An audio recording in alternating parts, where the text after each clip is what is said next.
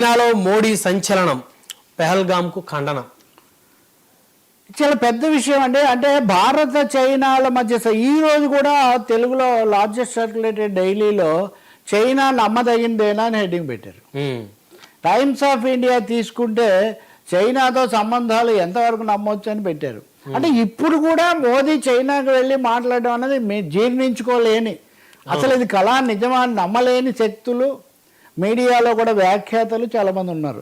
కానీ ఒకటి ఏంటంటే, ప్రపంచంలో అత్యధిక జనాభా కలిగిన, అతి సన్నిహితమైన, అతి ప్రాచీనమైన నేపథ్యం చరిత్ర కలిగిన రెండు గొప్ప దేశాలు ఇవి.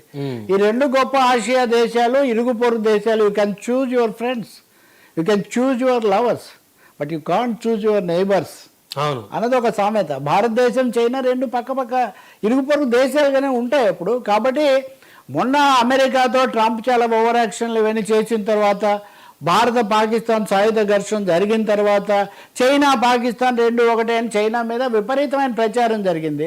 చైనాతో కూడా మనకు గాల్వాన్ దగ్గర సరిహద్దు ఘర్షణ ఉద్రిక్త ఉన్నాయి, సమస్యలు ఉన్నాయి. కానీ సమస్యలు ఉన్న రెండు బాధ్యతాయుతమైన పెద్ద చారిత్రక దేశాలుగా వీటి సంబంధాలు బాగుంటే ప్రపంచ శాంతి సుస్థిరతలు కాపాడబడతాయి.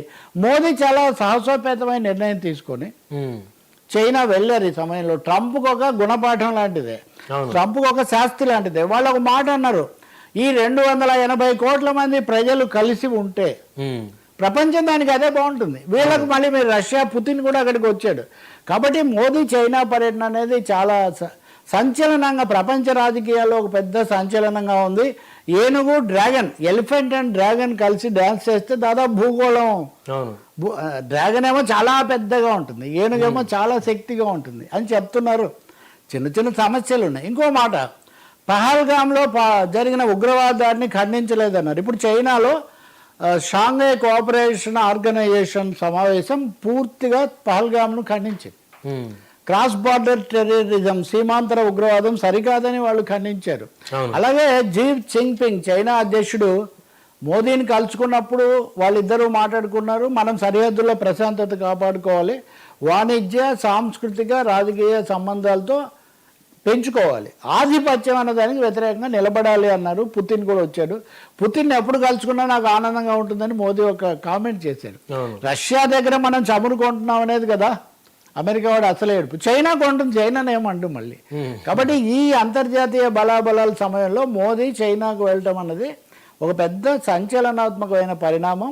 అలాగే మన పరిశీలకులు కానీ, విద్యార్థులు కానీ, మీడియా వాళ్ళు కానీ చైనాను పాకిస్తాన్ ఒకటే ఘాట కట్టడం అయితే మానేయాలి. ఇలాగే ఉంటుందా, రేపు కొత్త సమస్యలు రావచ్చు.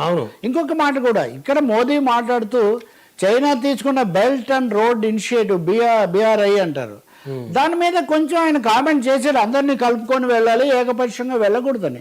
తప్పకుండా మీరు నేను స్నేహితులు అంటే అన్ని విషయాల్లో ఒకటే ఉంటామని కాదు, కానీ మనం శత్రువులం కాదు. వీఆర్ నాట్ రైవల్స్ అన్నాడు మోదీ.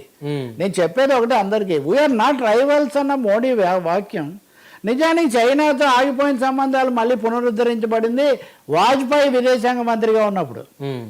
వాజ్పేయి విదేశాంగ మంత్రిగా జనతా ప్రభుత్వంలో 78లో.